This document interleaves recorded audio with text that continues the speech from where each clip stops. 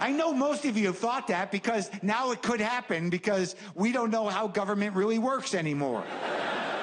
We used to think there was rules and stuff, but clearly none that weren't bendable or completely eradicatable. Is that a word? I mean, there doesn't seem to be any rules, kind of. There's all these norms, which are basically just sort of like, you're going to do the right thing, right? Yeah, no problem, don't worry. What is that? How do you enforce that? What if he doesn't fucking leave? Oh, my God. But worse yet, what if he gets elected again? Oh, man, I hope the voting works in our favor. But I was on stage, and I asked that question. I said, what if he doesn't leave? And a woman somewhere in back goes, there'd be anarchy in the streets. And I was thinking, like, in this country? I don't think so. I think what would happen is 3 days into him not leaving, people would be like, is he still there? This is so weird. It's so weird. I know, it's fucked up and weird. Totally fucked up and weird. Is he just gonna stay there? I don't know. I don't know what's gonna happen. Well, what do we do? I don't know. Do we even go to yoga anymore? Oh, we have to go to yoga. Like, now more than ever, we have to go because that energy is important out in the world. And the instructor, Chelsea, will be sad if we don't go, and I'm worried about her.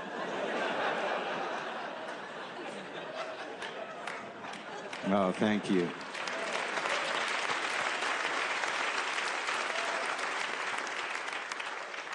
Look, I don't really know. I don't know how it all...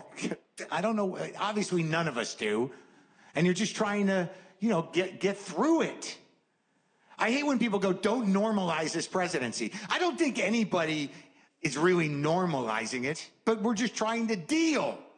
I mean, what's the alternative? To walk around going, oh my God, what the fuck is happening? Every day I'm terrified. This is fucking crazy. I mean, you can't do that. Many people have jobs. They have things to do. They have to function in the world. You don't want to be the crying guy at work. What's the matter with him? It's a Trump thing. It hasn't stopped for almost 2 years now. I don't know. How do you get through it? You got to have some hope, I guess. I don't know. Spiritual? Are you spiritual? Are you practical? What do you do? I don't know who I'm asking. I don't know who I'm expecting to answer. I myself, look, I'm a Jew for whatever that means. I mean, there's a broad spectrum of that, and generally, I don't know if I was ever taught to use God, how to use God. We were told he was there, but most of what you learn as a middle-class American Jew is that you're better than other people, and you should say you're a Jew out loud occasionally, sometimes out of context. Like those are the basic rules. And we are better than other people. I'm sorry, I know that's why we're so contemptible to some of you, but yeah, that's true. And yeah, you just kind of say you're a Jew, like maybe at dinner someone says something and you say like, well, I'm a Jew, and it doesn't make sense to anybody really, and the one other Jew there kind of knows that you're taking the hit, like you're the target now, and but I'm glad you did your part today. But I don't know, the Jesus thing, that's different, that's kind of dug in. Right? If you got the Jesus put in you early on, it's usually terrified into you by terrified parents, and you're taken someplace once a week, and he scares you, at the very least. That's the best thing that can happen is just the basic fear, or the God fear is good. Leave it at that. And that kind of sticks in there. It sticks in a little deeper. So I'm not judging your faith. Do whatever you got to do to get by, right? Jesus, Buddha, Allah, Yahweh. The Marvel universe, I think, works for some people. It's a very popular belief system. They claim that it isn't, but I think it kind of is, because I've poked at the Marvel universe fans, and they react like religious fanatics. And it's dug in there pretty deep.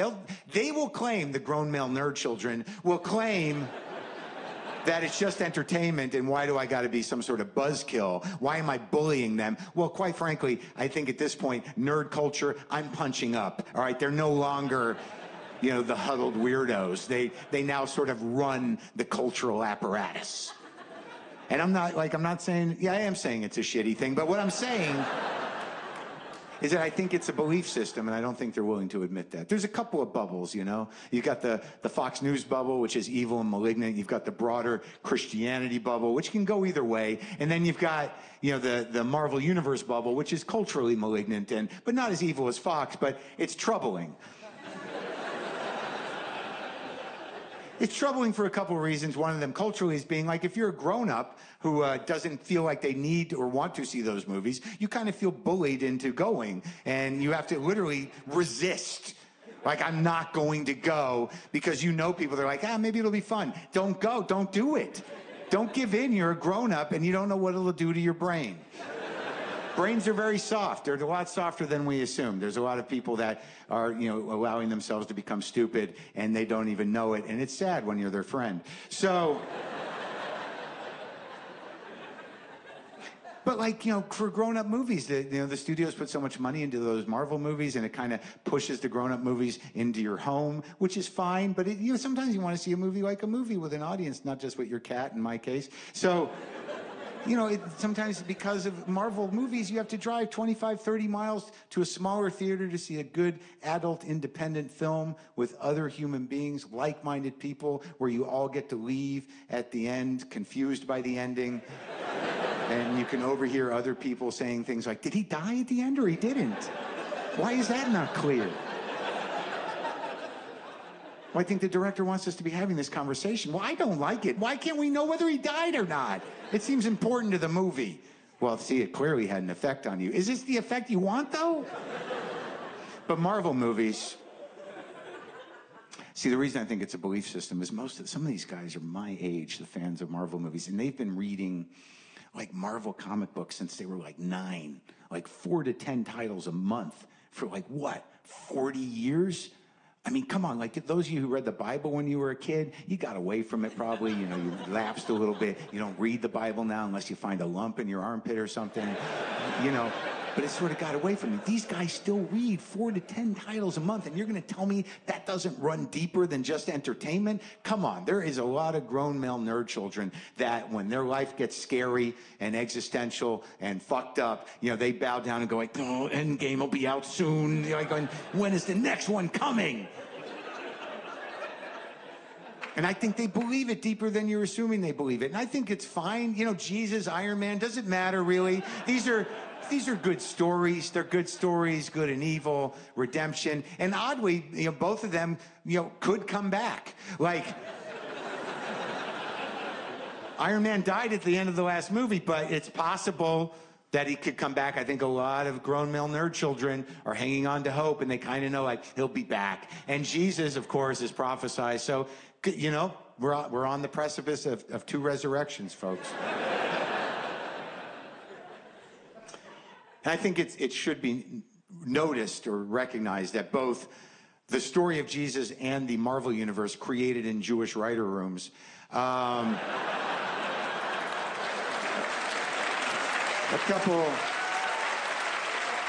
couple thousand years apart, but, you know, it comes from that amazing creative imagination that Jews have because of how great they are. And the reason I'm doing this is I just want to know that there's a few people in the room here, no matter how progressive you may think you are, that are going like, we get it, you're a Jew. Like, I just want to know that I'm causing that to happen. Because I believe that most people are anti-Semitic, given the option. I'm not saying they're walking around saying, fuck the Jews, they're terrible, but it doesn't take much baiting, you know, like, hey, you know, the Jews kind of stuff. Yeah, you know, you're right, fuck them. Like, it's right there. And I think that I'm trying to find it in you so you see it in yourself. But I know you're asking, why are Jews so amazing? Where does that creativity come from? And I'll do a quick impression of Jewish creativity for you right now. This is my impression of Jewish creativity. Keep making shit up that they like so they don't kill us. It's like if my girlfriend wants to watch a movie I don't want to watch, I'm like, no, I don't want to die during that. I don't want to. I'd hate that to be the time. That, you know, let's make a better choice. I think we can make a better choice. Like if someone comes up to me, it's like, oh man, you don't listen to Fish? You gotta listen to Fish. I don't know how much time I got left. I really, you know,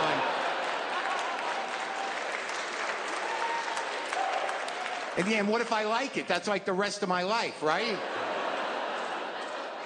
I got no more room in my heart or my mind for another jam band, man. I mean, I got half the Grateful Dead catalog in there, and I think like 3 or 4 Allman Brothers songs. I'm maxed out. I'm filled up. And if you're ever asking me this question, have you seen that documentary with it? Stop right there. I don't know how much time I got left. It's too many documentaries. Let's slow down on the documentaries. We're all loaded up. We got enough for now. I'm not trying to discourage anyone. There's some good ones out there, but there are some bad ones. Sometimes I think documentary filmmaking is just a Hail Mary pass for someone almost giving up on the medium. You know, like, I don't want to hurt anyone's feelings, but just because you have an iPhone and your cat is sick doesn't make you a genius. I'm going to call it 1 out of 9. It's about my cat dying, but it's also about me accepting failure.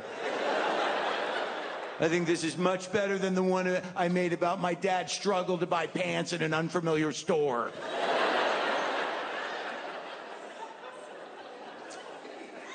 I just don't know how much time I have left.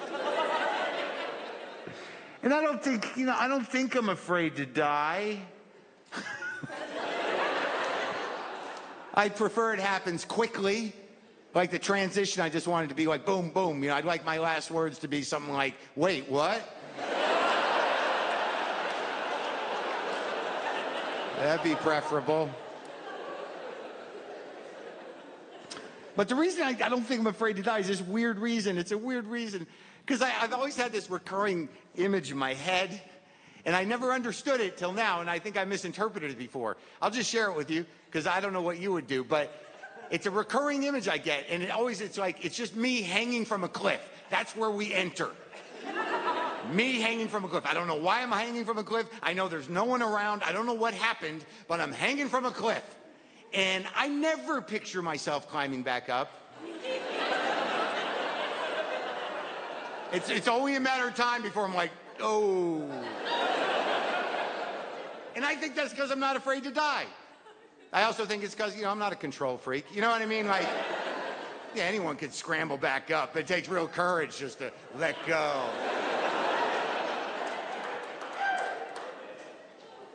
And I don't have a God in place. You know, it just wasn't put there. And, you know, I'm 53, and I don't think it's going to happen. You know, the wheels would really have to come off, you know, for me to find God at this age. Yeah. But I think I'm spiritual, maybe. I don't know. Nah, probably not. Like, when did this question become so popular? Like, I get it like 3 or 4 times a week. Hey, are you meditating? Do you meditate? It's like, what's happening? When did that? Why is everyone asking me that? Like, does that happen to you, or is it crazy? Like, are you meditating? Like, wait, are you guys part of the same team? Why are you at? No, I'm not fucking meditating. I know what it is, but I'm not doing it. I've done it. I did not get the desired results. I know how to meditate. I get, you know, you got to sit quietly and comfortably. Be mindful. That's another word getting way too much usage. Be mindful. When did that become a word, everyone? That's everywhere. Be mindful. What is that? It's a meditation word. Be mindful. Be mindful of your breath. And this is me, you know, meditating. The one time I did it.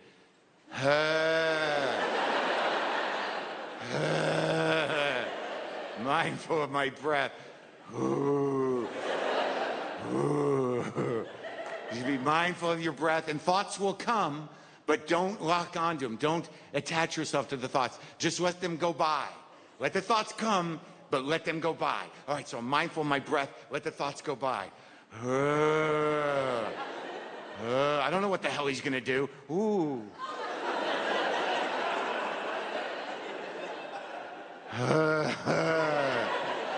I don't know how much time I have left. Oh, okay. My dad's an asshole. That one's not going by. That one.